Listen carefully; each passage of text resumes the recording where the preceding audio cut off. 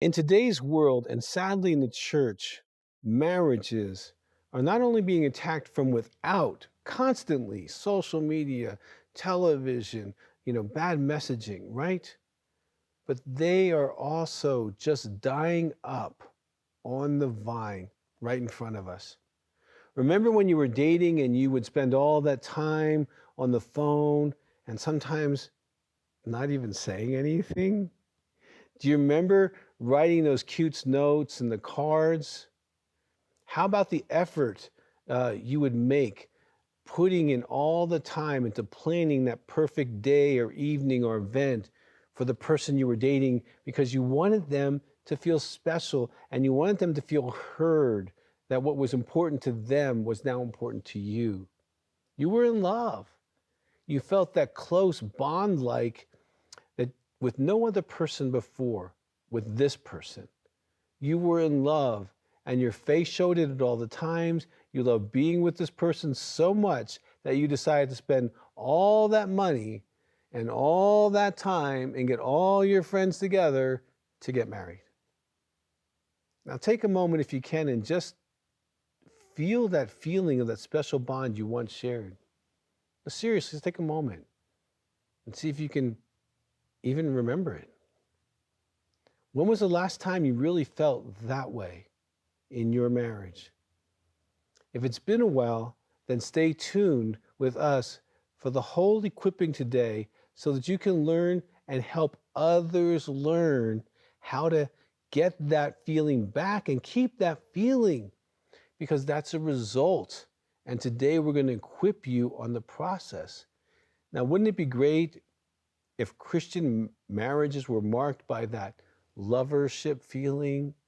Okay, wouldn't it be nice if our marriages had that special something that other people would ask us questions like, what are you guys doing? You seem so happy together. That is exactly what the lover spouse is all about. It is getting and keeping that lovership so alive that it sends that message of that fire around you, that these people are seriously in love. Now, I've been counseling couples for over 35 years, and they have flown in to do 5-day intensives with me for decades.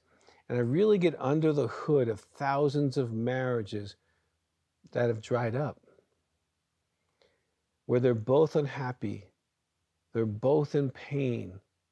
Some consider divorce because they really are not enjoying life with their spouse. What happened? What happened to these vibrant couples that caused them to move into this desert-like place where there's more pain and friction than romance and love? I can tell you, it is often not some big event. It is often the erosion of things they used to do to get those feelings. Time together, tuned in to each other instead of tuned into a television or watching television, or being on their phone instead of those long conversations about their day, their dreams, their struggles, what was going on with them. Time together moved them into now managing the children, their social life, their church events, and sadly, their social media. Slowly but surely, this couple moved from a lovership to what I call a functionship. Their relationship became about, did you get this and that done? Where are we on this project, this goal, these activities, rather than finding about, how do you feel? Who are you? What's going on with you? What's the Lord sharing with you? Over time, the lovership is less and less important and less fed, and soon the couple was starving for their needs met in the marriage that they hope would meet their needs. And as they feel this pain, they might quietly choose to adapt. They might spend more time at the office, the gym, the coffee shop, using social media, Facebook, creating projects to keep them busy. Because honestly, the marriage is not meeting their needs anymore. They don't even feel wanted there anymore. There is now this tolerance of each other instead of this genuine celebration of each other. They move from the celebrating the strengths of the person they married and start focusing and complaining about their weaknesses. This marriage needs a plan to get them back to where they were. Kind of like how Jesus talked to the church in the book of Revelations about losing their first love. Well, we don't need to have this happen. And as you start the lover spouse group or get the materials yourself, you can always do it that way. You could be part of the solution. Now, wouldn't it be exciting? I mean, really exciting if your church was known for lovership marriages, if they were known to have those marriages that not only last, but they're enjoyable. We all know people who suffer through marriages. It doesn't have to be that way. It doesn't have to be that way at all. Now, of course, we want the marriage people to do that. Of course, we want our pastors to do that. We want to fly someone in. I've done that many times and do a conference.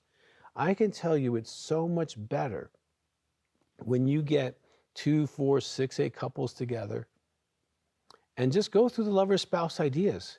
Read a chapter, talk about it, share what you're thinking, hold each other accountable to do some of those ideas, and watch these couples transform. When people start seeing their responsibility in marriage as lovers instead of husband and wife, it radically changes the way they think, and not only the way they think, the way they measure how successful they are in their marriage. When you're a good wife because you do 1, 2, 3 things, or a good husband because you do 1, 2, 3 things, you can get off track. Those 2, 3 things didn't get you married. What got you married was you were a good lover, you were attentive, you were connecting, you were heart to heart. That's what got you married. And that's what we want every couple that you know to experience this, because you have the opportunity to do this ministry. If you don't have a ministry right now, well, then pick this one up and do this one, or pick something else up on our website and find the joy of doing the ministry of Jesus right where you are, in your home, your church, your office. You can do this. For more content and resources to help in your healing journey with Christ, make sure to follow Dr. Doug Weiss on Facebook and Instagram. If you'd like to share full episodes of this show with friends and family, subscribe to Healing Time Ministries on YouTube, and feel free to leave us a comment on any of Dr. Doug's social media platforms. Our team would love to hear your feedback and learn how Healing Time is impacting your life, your church, and your ministry.